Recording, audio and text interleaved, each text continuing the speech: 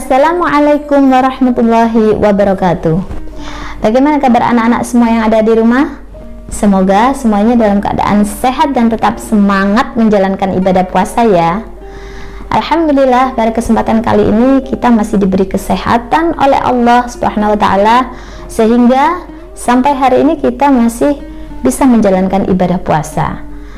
Nah, pada kesempatan kali ini pula Bu Enda akan menyampaikan sedikit kultum dengan tema pahala orang-orang yang berpuasa.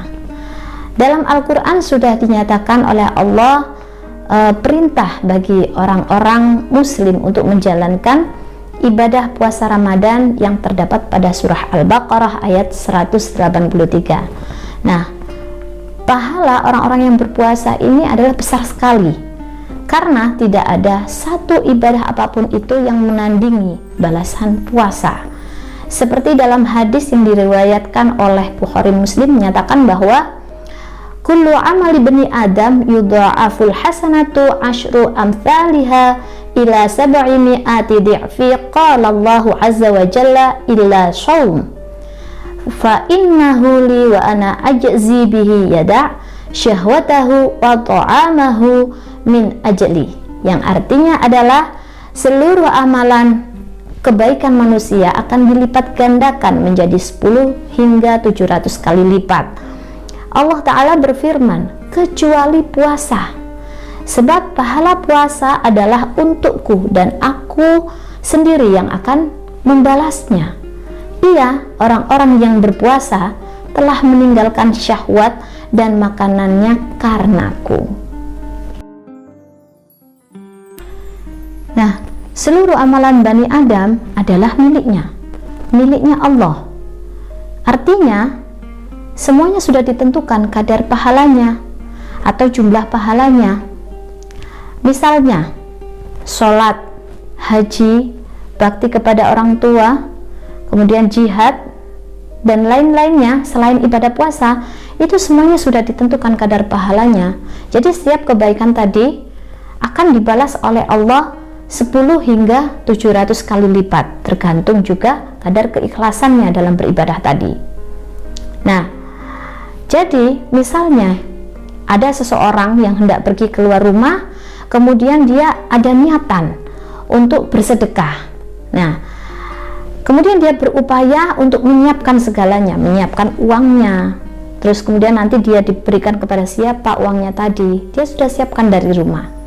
Nah, beda halnya dengan orang yang dari awal dari rumah dia tidak ada niatan sama sekali untuk bersedekah, namun ketika dia keluar rumah kemudian dia menjumpai orang yang minta-minta. Nah, kemudian dia iba kepada orang ini, lalu dia berikan uang tersebut kepada orang tadi. Nah, jelas semuanya ini juga beda, tergantung bagaimana seorang itu dalam mengemas dalam beribadah tadi.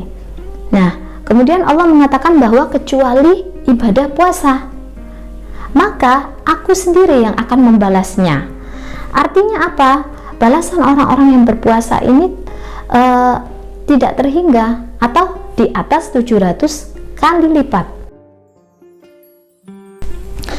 Nah, anak-anak yang ada di rumah, kita tadi sudah mengetahui bahwa pahala orang yang berpuasa ini dibalas langsung oleh Allah sehingga di atas 700 kali lipat. Nah, seperti itu. Kenapa demikian? Nah, Ibnu Rajab Al-Hambali mengatakan bahwa karena orang yang berpuasa ini